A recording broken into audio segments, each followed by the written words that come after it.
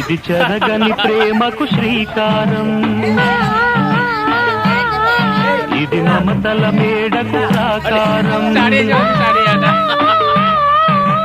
పండిన కలలకు శ్రీరస్తు, పసుపు కుంకుమకు శుభమస్తు, కనివిని ఎరుగని అనురాగానికి కలకాలం వైభోగమస్తు, కలకాలం వైభోగమస్తు.